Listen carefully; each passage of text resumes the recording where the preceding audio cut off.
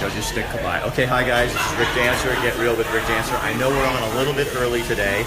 It's because we're at the Eugene Mission. We're going to talk about homelessness. And we also wanted to be, sensitive to the needs of the clients here. So, we want to make sure that they're getting the privacy they need. This is their home away from home, the place where we're at the Eugene Mission and we're having connective problems. So we're here. Hi, Bill. How are you? We're at the Eugene Mission. We're going to talk about homelessness and the inside eating lunch. We're going to go in and look at the kitchen that was repaired last year. Tell you about the food cart event that's coming up in June. Really, it's just around the corner. And if you didn't go last year, who the heck are you? You're nobody. You got to go. This is like the biggest thing going on in Eugene. It was a huge event.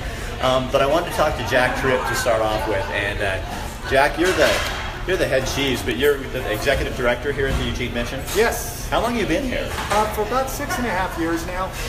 Okay, so talk to me about what we may not know about homelessness right now in Eugene. There's a lot of misconceptions. Let me talk about the mission specifically as well. We serve about 800 homeless folks a day. There are probably about 2,000 to 4,000 homeless folks in the city. And our whole goal is to try and help folks permanently get out of homelessness, those who come through our door.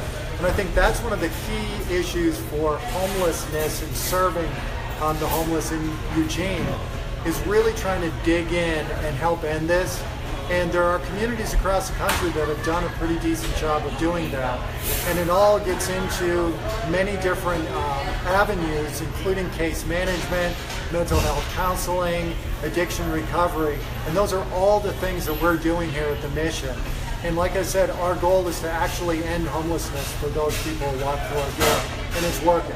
So, because you have some programs that are pretty outstanding for women, we're going to talk to some people in just a few minutes about the women's program. Right, to Tracy. But you're not just putting it. I think for years it felt like we were just putting a Band-Aid on a problem. You guys are really going in and helping people to find out why they're in the position that they're in. Yeah. And getting them the help that they need. What we can end up doing is warehousing and enabling. And what we have found is by actually what love looks like when you're dealing with the homeless, because they're mainly from a background of mental illness, trauma, and addiction, is what we have to do is actually help them to help themselves. And that means actually sometimes going to the extremes of pushing them as hard as you possibly can, because they need that help. The worst fallacy ever I hear is we're all just one paycheck away from being homeless.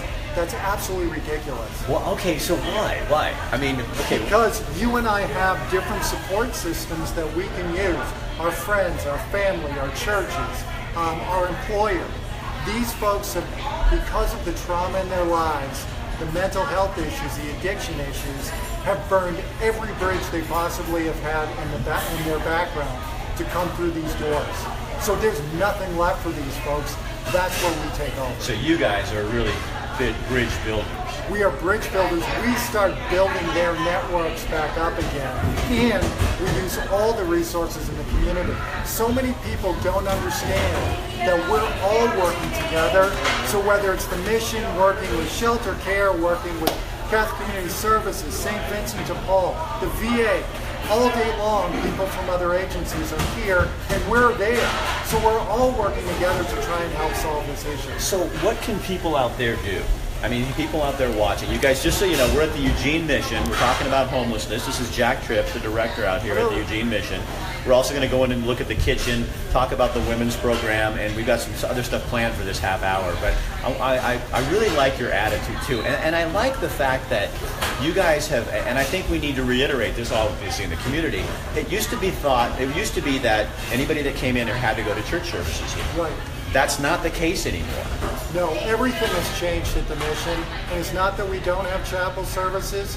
For those who would like to go, it's voluntary. And what we say is, yes, we're a Christian organization, and it's the very roots of what we do, but the way we show Christianity is very different from the past, and we've learned over time that in dealing with the mentally ill, what you do is you show love. You don't speak love. And so by showing all the different really initiatives to help these folks get out of homelessness, that's showing up.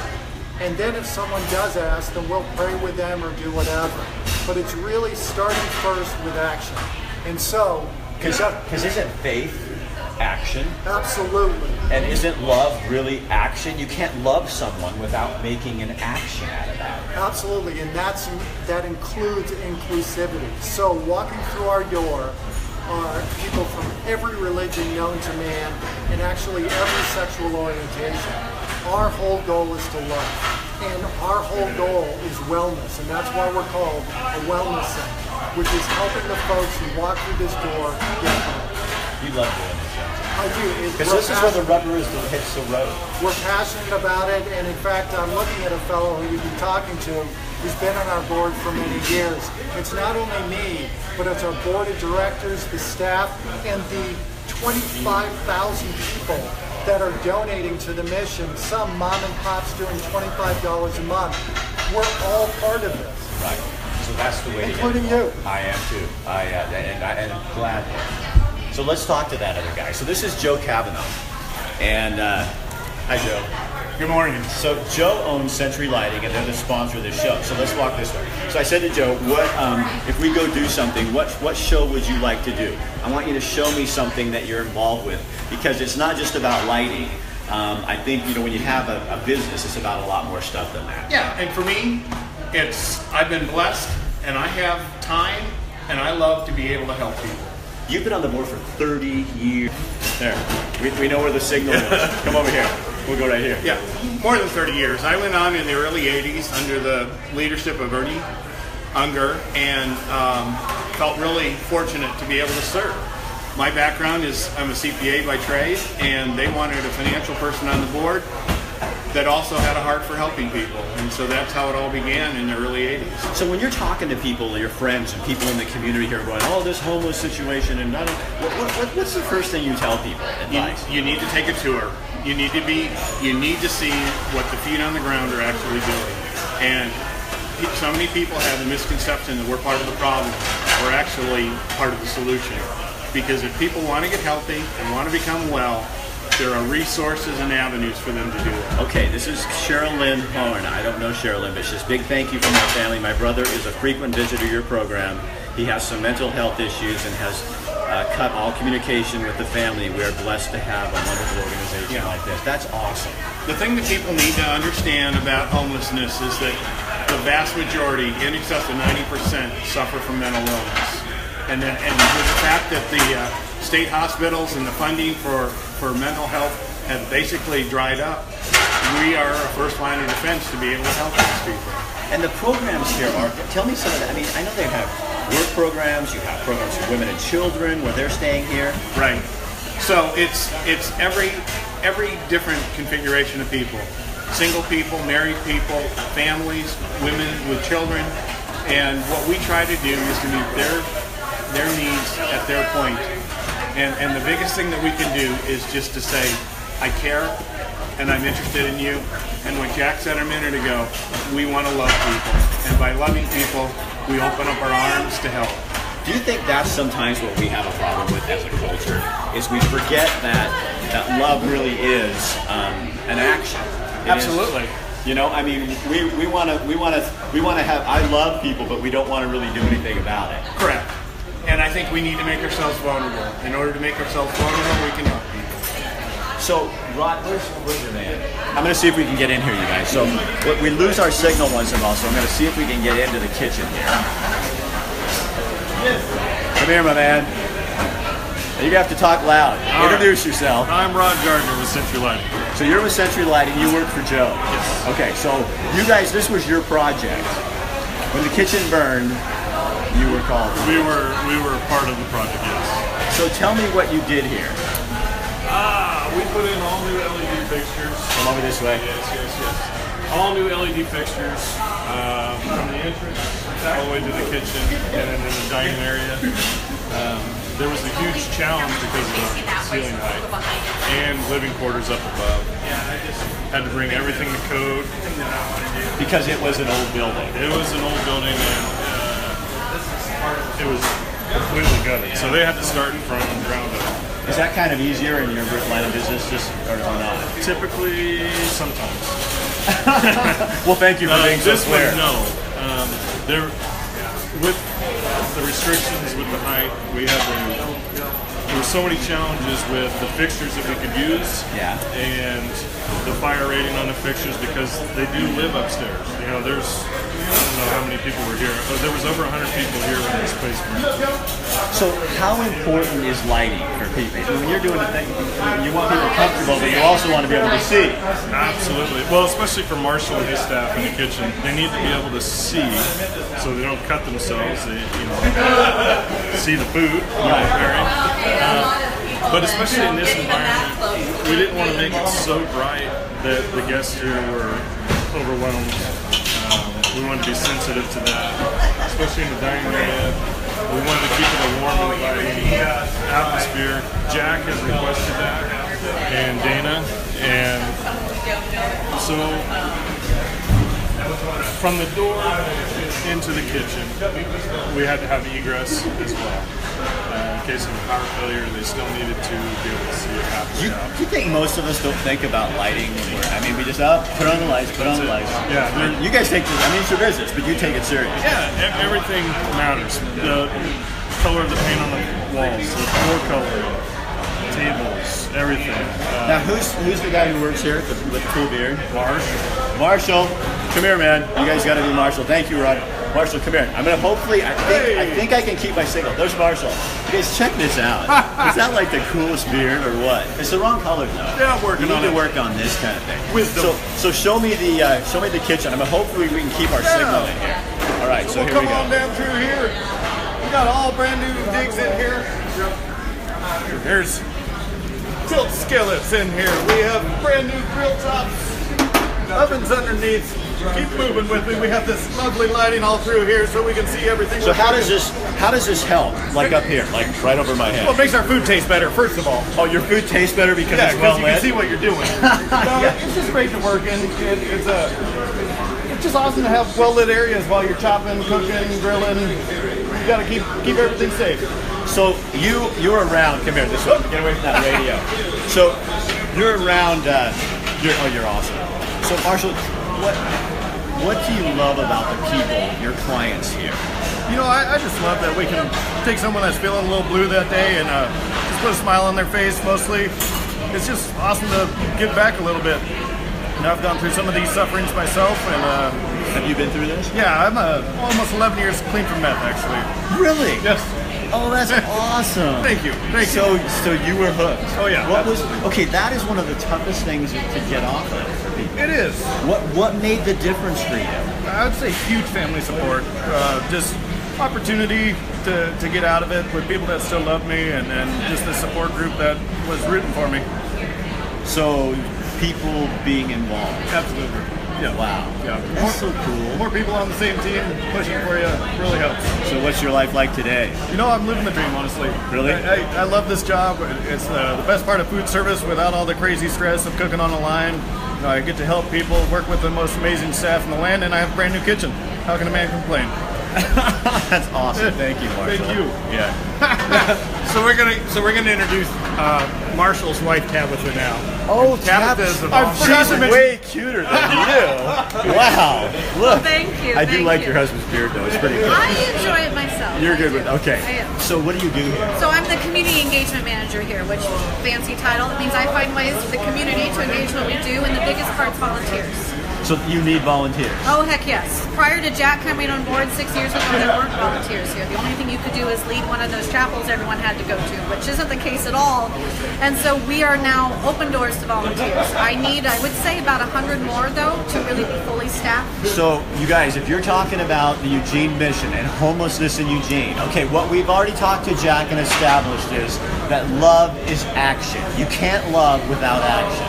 So if you really want to be part of the solution and not just then volunteer, come down, and I bet you would be so blessed because you'll meet some of the well, like Marshall. Here's Marshall, a former meth addict, and look what he's doing, and now he's married to a beautiful woman. Like sometimes people try to call us. That's okay. You know Dana Gray? Yes, I do. She happens to be my mother. That's what she just said. She's so proud because Marshall's on there. Rocky Davis says, I was homeless in Eugene for a year. Yes, it's a bigger problem than you know. Yes, absolutely. So a large part of my job, I do about 70% of the tours here as well. I hold several public tours. If you want to know, if you want to see, I guarantee you, walking through that dorm and seeing 170 beds or seeing a stuffed animal, the kids, it will affect you. And I will help you do that. So what, for the people who are kind of people, what would you say to that? Because you know people are thinking that. Oh yes, so there are roles at our guest service that you are having face-to-face time with, like these lovely volunteers behind us who are serving lunch to our guests. Behind the scenes, we take donations of all shapes and sizes to give to our guests. That's all got to be sorted. And the garden, they need to be weeded. There's only 46 of us staff people. We need volunteers to help us do what we're doing here. And the one thing coming up is the Eugene Food Truck Festival. Oh yeah, tell me about. Okay, you guys. So this is, and I think the Kavanaughs. I think we're going to do another show about that. Yes. They helped out last year. They're going to help out again. Involved in the food cart thing. Volunteer. Okay. Come volunteer. And what will they do? You could be greeting people. You could be parking people.